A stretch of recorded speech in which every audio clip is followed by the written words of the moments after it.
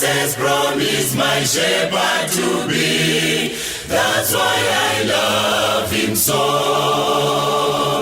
And to thy children he said, come to me. That's why I love him so.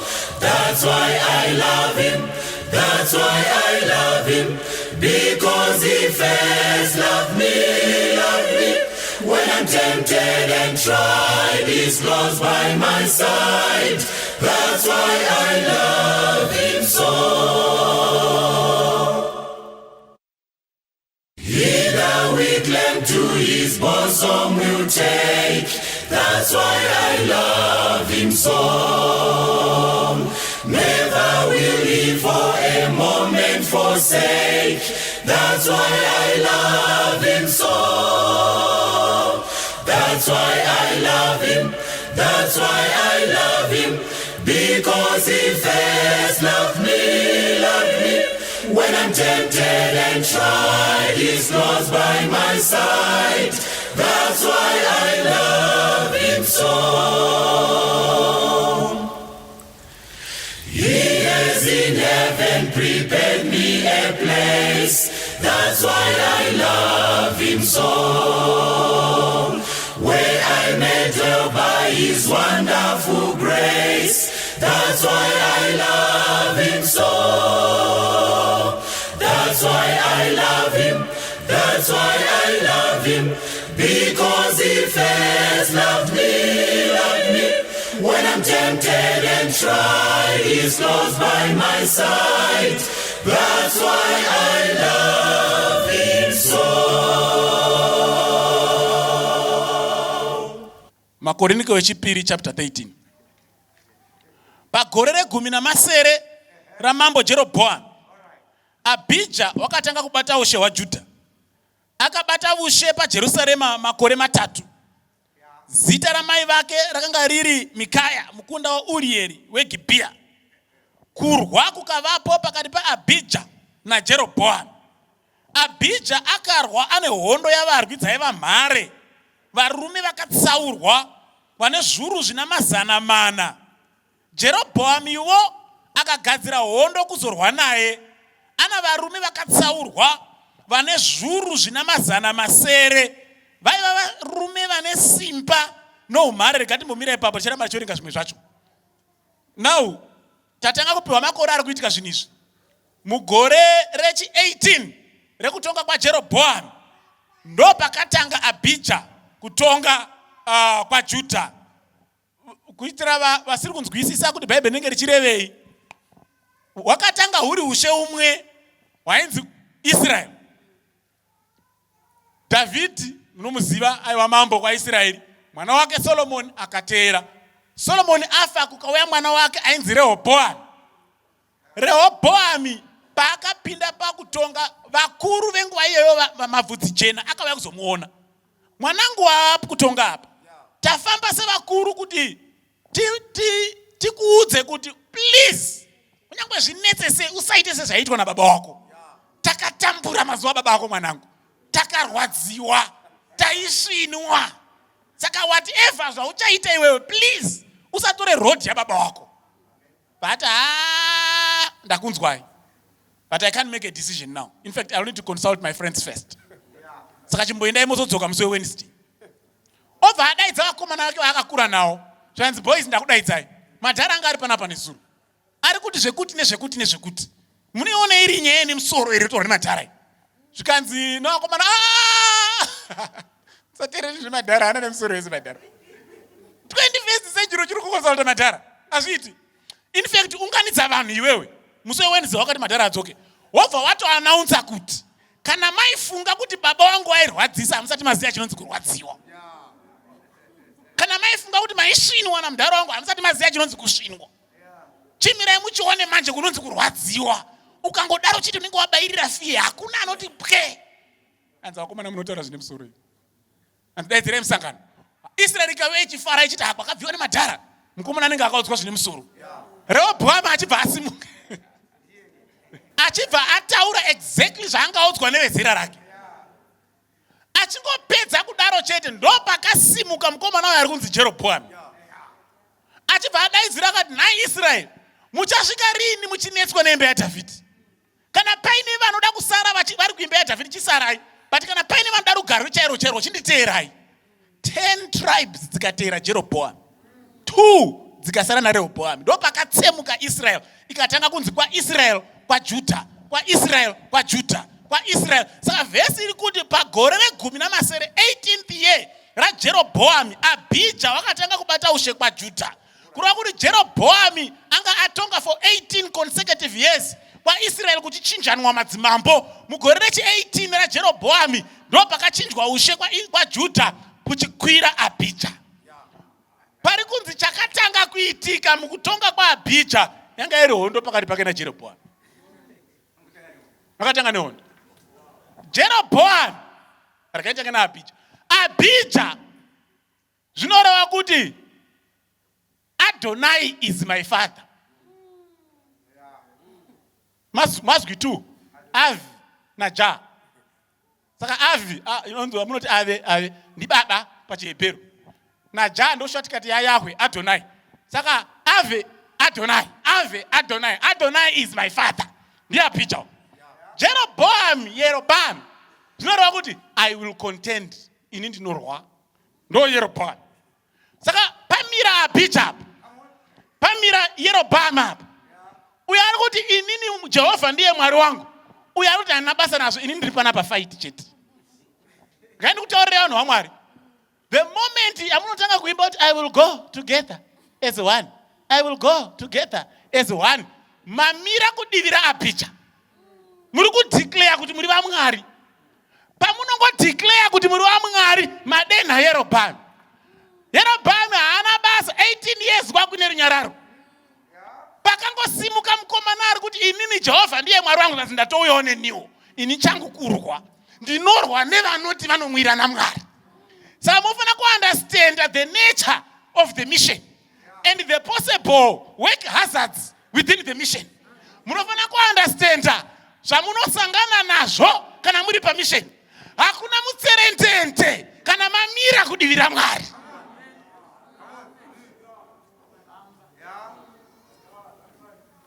Ukangoona wamira uchiti ini ndiri Abhija, yotosimudza musoro, Jerobhoamu yotosimudza musoro. Nguva yesei 18 years pasina Abhija, atinombonzwa kuti Jerobhoamu akauya kuzorwa naJudha. Saka hatina vhangeri panapa rekuti vanhu vaMwari double, everything double. Hakuna zvinhu zvakadaro. Ukaona zviri kutapula, zvisingotapula, pasina paunombosangana nezvinorwisa. You need to ask yourself a question. Ndokusaka vhesi yati Abhija akarwa ane hondo yavarwi dzaiva mhare, varume vakatsaurwa vane zviuru zvina mazana mana, ndokuti 400,000 commandos. Murikuona mukomana akagadzira hondo 400,000 commandos. But inzwai zvakaitika. Jerobhoamu iwo akagadzira hondo kuzorwa naye, ana varume vakatsaurwa vane zviuru zvina mazana masere, ndokuti 800,000. Iwo paunonga uchiti hai, this time Satan tamurukira dhenje, toda kuenda nopinda nepapi, he will double the resistance. You will double the resistance. Satani ukangomira kusaidzira Mwari, ziya kuti Satani akutodhabhula. Madhimoni akutoyadhabho. The moment you decide to stand for God, whether as an individual, as a family, as a church, motoziya kuti chamakurwa nacho chasimudza katatu.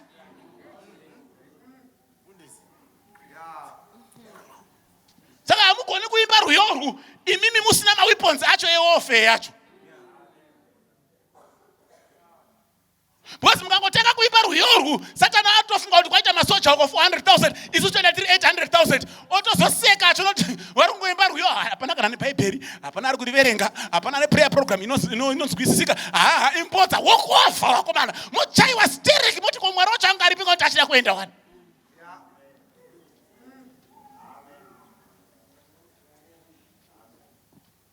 Makambozviita here kuti unoyanza kuti apa ndikabuda apa ndayambuka.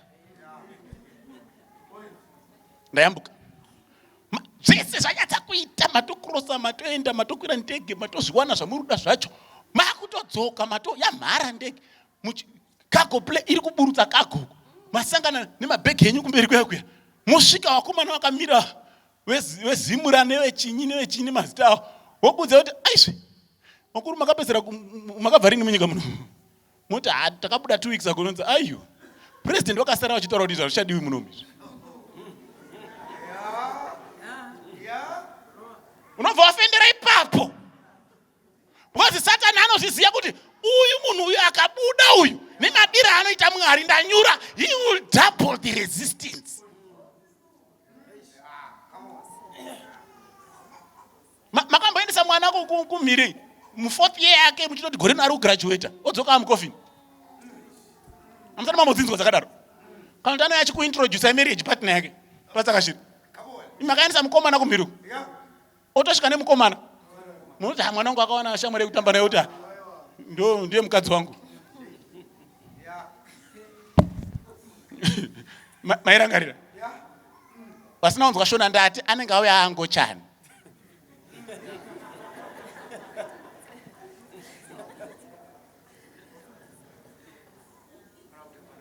Saka kana mamira kudivira Mwari wava vana mai. Ziyai kuti matanga hondo. Matanga hondo. Kanza bija paona ndo zvaitika unoti hey 800,000. Is 400,000. Indi muri mwana 18 years. Ndichiri mu first year. Saka bija inzwa izvaakaita. Abija akamira pamusoro pegomo rainzi Zemaraim. Raiva panyika yemakomo Ephraim. Akati ndinzwei. Jeroboam nemi Israelites. Mese. Ko hamufaniri kuziva here kuti Jehovha Mwari waIsraeri wakapa Dhavhidhi ushe hwaIsraeri nokusingaperi. Iye navanakomana vake nesungano yemunyu.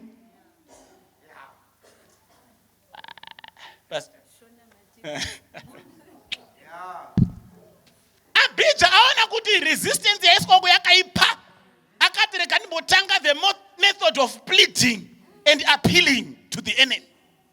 Razinzwe varume, mauya kuzondirwisa inini kunoko. But muruda kurwa nechikuriri. Imi makanganwa here kuti umambo hwandiri kutonga hazvizi mumba medu. Mwari akahupa kuna David. Kare. And akatohupa nesungano yemunyu with a covenant of salt. Chainzi sungano yemunyu ananguva yekutatambura stereke, but kwaitika tsika yechiJudha vaiti kana muchida kuita sungano covenant nemunhu kana ushamwari husingaperi maidyisana munyu salt mumaoko. Machinanzva mako indi chinanzva mako salt. Ukaona vadaro umwe opromisa vadya salt. Hakuna achachinja. Because salt handi munoziva kuti preservative. Basa rayo kuchengetedza. Ndozvaireva sungano yemunyu. Pakanzi paitwa sungano vanhu vaisavhunduka. Ikanzi paitwa sungano yemunyu. Hakuna anofanira chiwindi chega uchinja zvinhu izvozvo. Saka Abija ari kuedza kurangaridza diabolos. Inzwa Satan. You are the contender, the fighter. The devil is the adversary, the enemy of God's people. Uri kuda kutirwisa iwe, uri kukanganwa here kuti Mwari akaita sungano nesu. Ndokusaka Jesu akauya in human flesh and akadya nesu. Ndokusaka nanhasi achiti ndakamira padoo ndiri kugogodza, anenge avhura ndichapinda and I will sup with him. Pasauti ipapo taurei.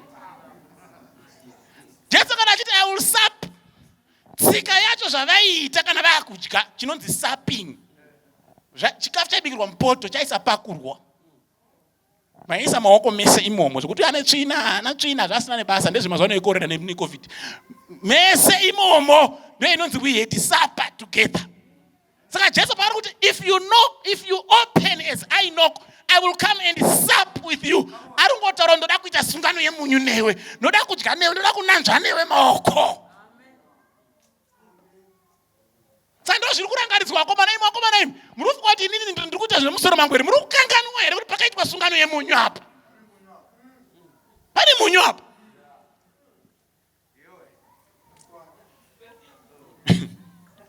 Obva atsanangura panapa ari kutsanangura zvikanzi asi Jeroboamu mwanakomana waNebhati muranda waSoromoni mwanakomana waDhavhidhi wakasimuka akamukira Ishe wake munozviziva. Inhoroondo ari kuwaudzai kukaunganira kwaari vanhu vakaipa enda kutsanangurira iyaya. vakaishoipa vakazvisimbisa kundorwa naRehobhoami mwana waSoromoni. Iye Rehobhoami akanga achiri muduku aine mwoyo unotya asingagoni kurwa. Makatobatirira kamwana futi mazuva acho.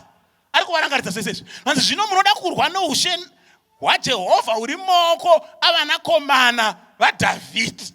Zvamuri vanhu vazhinji mune mhuru dzendarama dzakaitwa naJerobhoamu kuti vave vamwari venyu. Hamuna kudzinga here vaprista vaJehovha, vanakomana vaAroni navaRevhi, imi mukazvitsaurira vaprista netsika dzavanhu vedzimwe nyika. Pane zvinhu zvitatu zviri kurangaridzwa Satani panapa. Number 1, you are a coward. Wakabatira Rehobhoamu kachiri kamwana kari kubuda mukaka pamhino. Ukauya nemazisoja ako ukakadzvanyirira ukahwina ukaenda 10 tribes. Number 2, you introduced a false religion. Unozviziva iwewe kuti wakanobvisa maprista eimba yaRevhi, iwe ukaisa vanhu vemuRoti ukati ndiwo vava maprista. Number 3, you introduced idolatry. Ndiwo wakaisa zvimwari, chimwe paDhani chimwe paBheteri. Hamuhwini vakomana nyaya yemuda kutanga. Abijah is trying to appeal to the enemy using reason. But usazofunga kuti Satani anoteerera reasoning idzodzo idzi. Saka apa Abijah ari kubhehave semusabata chaiye. Typical Adventist anenge mavhesi, usatya nekuti ni Jehovha ndinewe, nyange uchipinda nemumvura ndinenge ndinewe, inga Mwari ndimakati nyange nemumoto. Ndakanga ndiri muduku zvino ndakwegura. Handisati ndamboona wana unotya Mwari vachiva nenzara. Nzara yabva yapinda mumba. Satani haateereri kuti uzive mavhesi.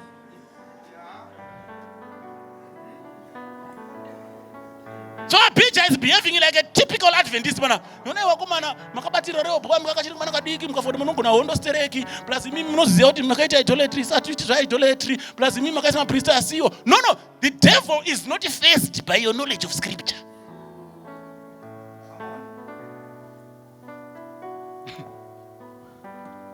Saka aona kuti aizvo uri mocha wasi kudzokera kumba. Akafoti vachabva vatanga kutodzokera kumba. Ndopaanozokonera kanzi asi kana tirisu Jehovha Mwari wedu hatina kumurasha. Isu tina vaprista vanoshumira Jehovha, iyo vanakomana vaAroni navaRevhi. Waakusvika pane nyaya manje. Verse 12 zvinotarirai Mwari unesu. Ndo pane nyaya apa. Inzwai vana vaMwari. Miseve ichauya kumba. Muripo here vana mai? Mwana achamitiswa. Makatombosenjawo wamwe last week. Wenyu ari kuya aine mimba mangwana.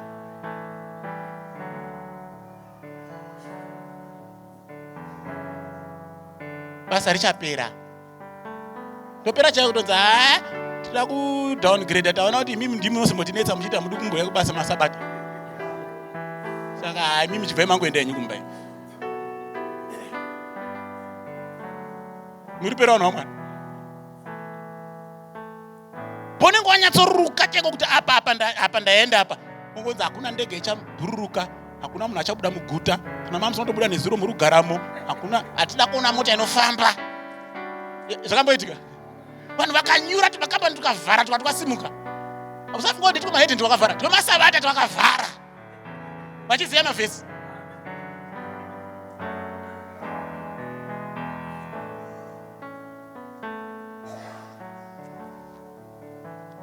But ukarangarira kuti Mwari anesu.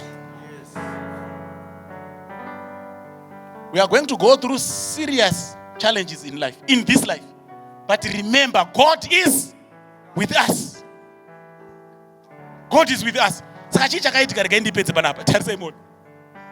Inobva yati verse 12b. Nandi vana vaIsraeri, regai kurwa naJehovha Mwari wamadzibaba enyu nokuti hamungakundi. Panenge paomesesa zvinhu, please remember this one. God is with you and the devil will not win. He will not win. And asi Jerobhoami akaisa vavandiri kuti vavakombe necheshure kwavo. Zvino ivo vakava pamberi paJudha navavandiri vakanga vari shure kwavo. Saka akakari busy kuparidza Abijah, Satani ari kustrategize. Skanzi vakomana kahon. Vakaita form 1 mazuva edu munoiziva kahon. Tenderedzai nekuseri. Akari busy kuparidza pakazoti bengeni wakona aizvi kumashure vakombwa. Kumberi kune imwe 400,000 kuma hakusina kwekuenda, vambandidzirwa kumbudyu nekumbudyu sembewa.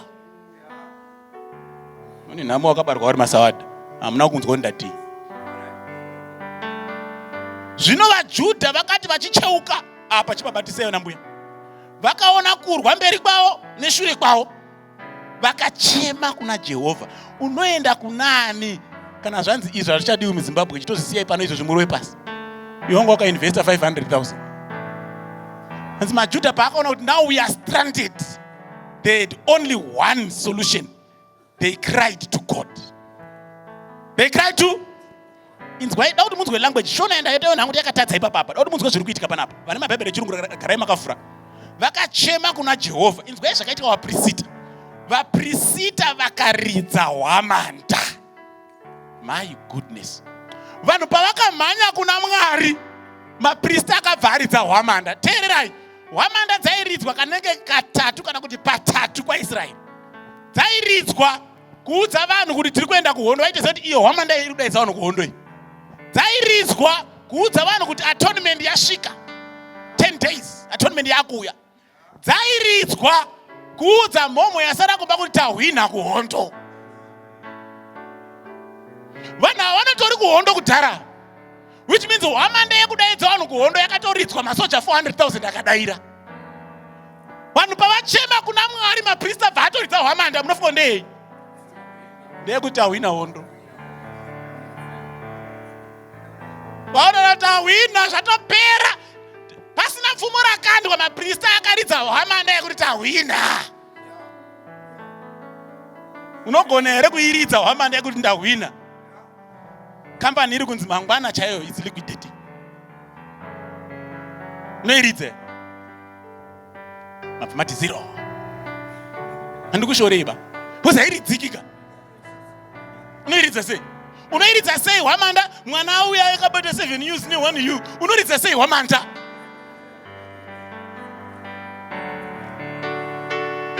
Unoiridza sei? Mukatarisa nhoroondo yaPeter. Herod auraya James. Obvaona kuti maJudha akafara nazvo. Hanzi he went on and prosecuted Peter as well. Achimirira kuti Easter ichingopera obva auraya naPeter. Yaipera mangwana acho. Mangwana Peter izvo ndiri kudamburwa musoro. Ndo musi waakarara dzinobata dzekutozomutswa nengirosi. Ukaona kuti kumutswa nengirosi. Uchiziva kuti mangwana ndodamburwa. Ndiani anorara achiziva kuti mangwana ari kufa. Ndo kunonzi kuridza hwamanda kwaitwa naPeter. Pari kudiwa maKristu anoti akangorangarira kuti Mwari unesu. They realize kuti victory is certain. Victory is certain. Saka maprista paari kuridza hwamanda ndo panoti shona yakakanganisa apa iri kuti hanzi vana vaIsraeri vakachema vakaridza mhere. Havana kuridza mhere ba. Pekutanga vakachema kuna Jehovha. Maprista akaridza hwamanda. Vana rechirungu riri kuti chii? Then the men of Judah gave a shout. Not vakachema. Havana kuridza mhere ba. Vakadanidzira. Shona iri kuti vakaridza mhere ngonga kutochema kuti yo wait up. Vakadanidzira. Hapana pfumo rakandwa ba. Pangonzi Mwari anesu. Maprista varidza hwamanda. Vanhu vakutodanidzira. Vangani vanodanidzira zvinhu zvakaipa. Then the men of Judah gave a shout. And as the men of Judah shouted, it came to pass that God smote Jeroboam and all Israel before Abijah and Judah.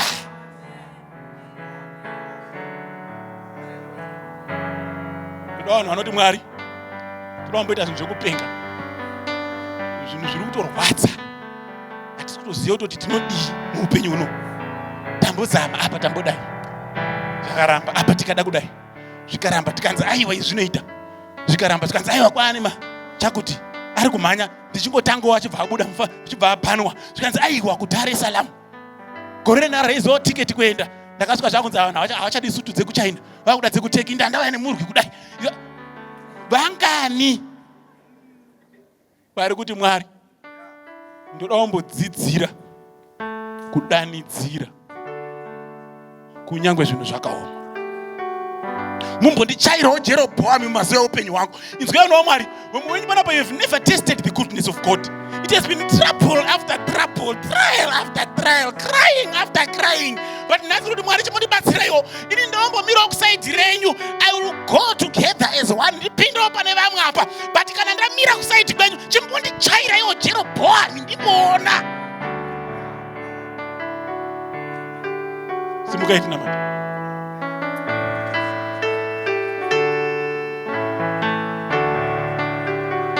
Baba uri kudenga kumusoro.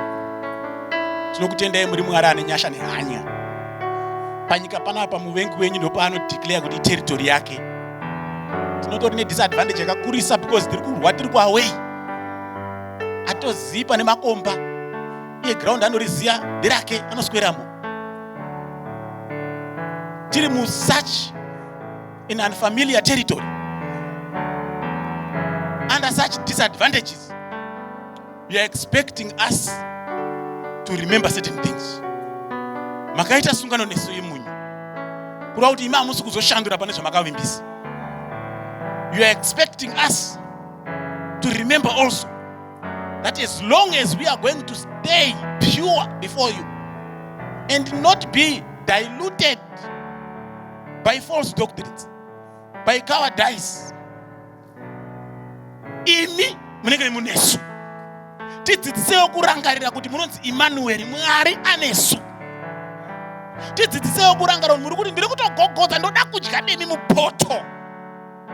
Tidzidzisewo Mwari kuti kana tarangarira zvese izvi, kunyange Satani asimudza mapfumo akaita sei, help us Lord to learn to praise your name. The devil must be confused. Atadze kuziva kuti ndakadafunga kuti ndarongera mai awo, ndakadafunga kuti ndarongera baba awo, ndakadafunga kuti musikana uyu ndapedza naye. But how come she is rejoicing? Vanonyawo vasimuka. Vari kuti Mwari chimbotipewo zvivindi izvozvo. Varida kumboonawo mazuva eupenyu hwavo muchichaya Jerobhoamu wavo vakatarisa. Tisangoite zvekuverenga zvevamwe Mwari. Ava vakamira netsoka vari kuti Mwari todawo kuzoverenga kana upenyu uchitenderwa kurarama makore akawanda kuti vakamborarama makore 2023 vakanga vakatarisana naJerobhoamu. Satani asimudza musoro, Mwari akavarwira. Dzikinurai vana venyu Mwari. Ndoziziva kuti Satani akukanda mapadza ekupedzisira. Throwing spanners, he wants to make sure that all of us we are discouraged and none of us will answer to your bidding and to your call. But nasi Mwari tiri kuti aiwa tazviona zvaitwa naSatani. We have seen him doubling his efforts. We have seen him making all threats. We have seen him strategizing and coming at us even from behind. Tinokumbirawo kunzwa hwamanda yenyu ichirira. Ndisimbisei. Vana vanga vatorasirwa netariro ipapapa. Vana vanga vachitoti pada ndenge kupedzisira.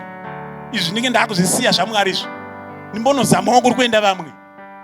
Simbisai vana venyu. Musi watinosangana zvomwe musi. Toda kumbosangana tichitaura ari matestimony. Munhu achisimuka ndakaona Jerobhoamu achichaiwa ndakatarisa. Ndapererwa ndichifawo ndaiswa mukono. Maita yenyu Mwari nekunzwa munamato uyu. Muzita raJesu Kristu tenzera muporesta namata. Amen.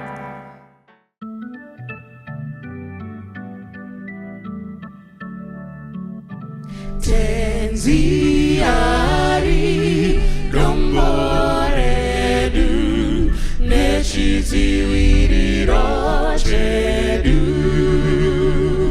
tisachemu zviro zvese nechidziviriro chedu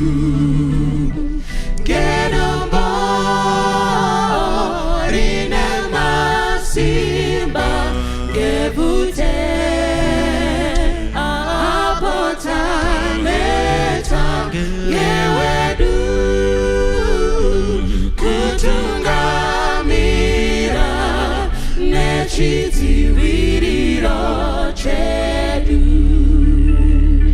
futeredu masikati nechidziviriro chedu ndekupenya pausiku nechidziviriro chedu ngerombo rine masimba ngevute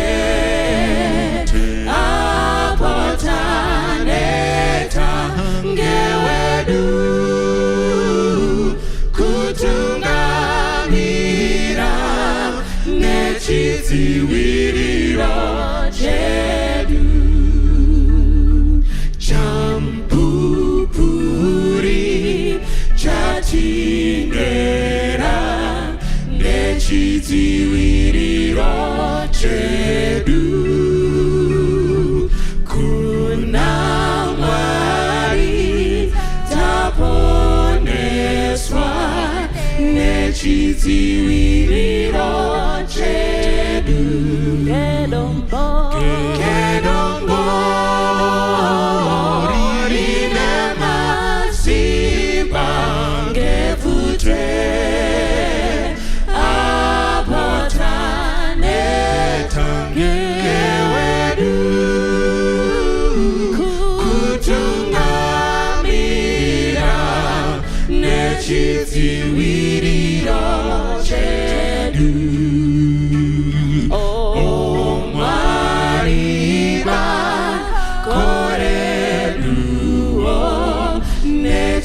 Nechidziviriro chedu. Mubatsiri muri pedyo nechidziviriro chedu. Kedombo rine masimba ngevute apotane tangewedu. Kutungamira nechidziviriro chedu. Kedombo rine masimba ngevute apotane tangewedu. Kutungamira nechidziviriro chedu.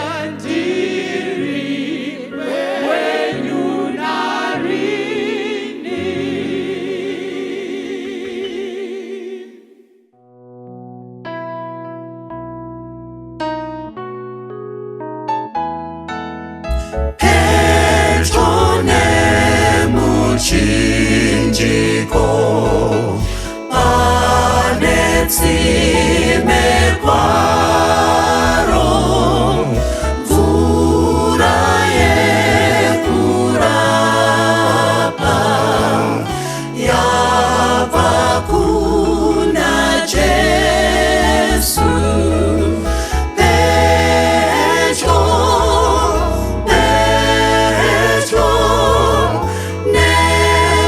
nemuchinjiko wenyu ndipo panozorora moyo wangu wese. Pedyo nemuchinjiko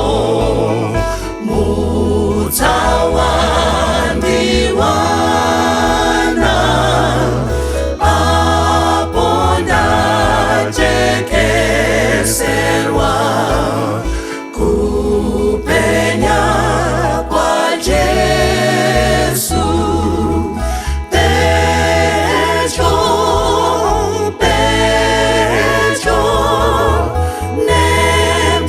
nemuchinjiko wenyu ndipo panozorora moyo wangu wese. Pedyo nemuchinjiko ndo